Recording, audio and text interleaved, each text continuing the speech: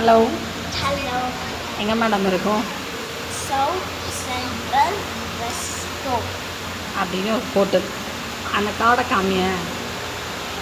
இங்கே பாருங்கள், நாகாலாண்டில் நன்றாக சாப்பிடுங்கள் அப்படின்னு சொல்லி எழுதியிருக்கா. தமிழில் பார்க்கும்போது ஒரே ஹாப்பியாக இருக்குது எங்களுக்கு.